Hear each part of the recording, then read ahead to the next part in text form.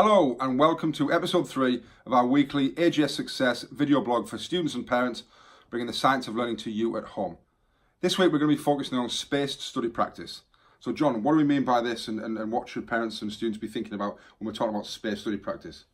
Well, regardless of how well we learn something, our ability to access that memory fades over time. Yeah. And we know, and we've talked about before, how we can use retrieval practice to revisit previous knowledge and make those connections stronger. But obviously there's a vast amount of knowledge that you need to learn in school and beyond, far more than you could hope to cram into the hours, days and weeks in the run up to a final exam. So what we suggest instead is that you space out that practice into a regular study habit, following a little and often approach.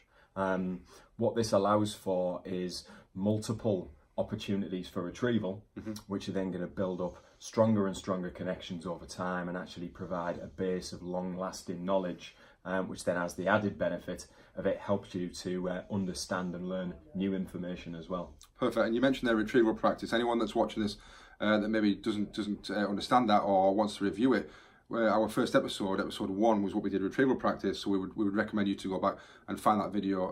They're on our YouTube channel or any of our social media networks, but certainly go back to that and have a review of that.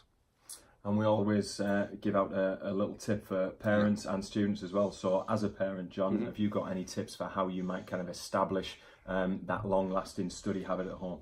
Yeah, and I think that as a parent, you can really, hopefully with your student, actually lay down some foundations of a schedule, really, of what we're going to do, and actually build on some habits that maybe after tea every night we're going to do an hour of study, and map it out.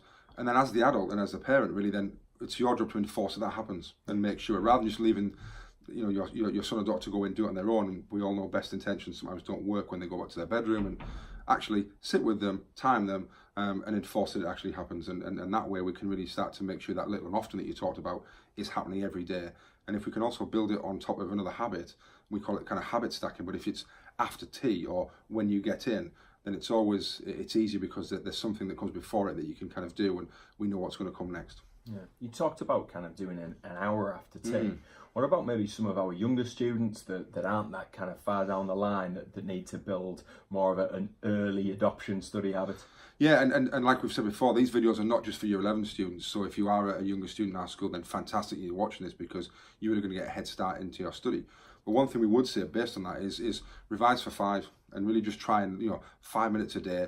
And get kick-started into a routine, into a habit, so that you are doing that little and often, and then maybe start to build in 10 minutes, 15 minutes, because once you've got that habit of doing 5 a day, it's quite easy to then build on that and then take that further. So yeah, that would be my tip for both the students and the parents. Thanks for watching this episode. Hope you've enjoyed it. Feel free to go back to any of our previous episodes. We mentioned about retrieval practice earlier. Yeah, we'll look forward to seeing you in the next episode next week. Thank you.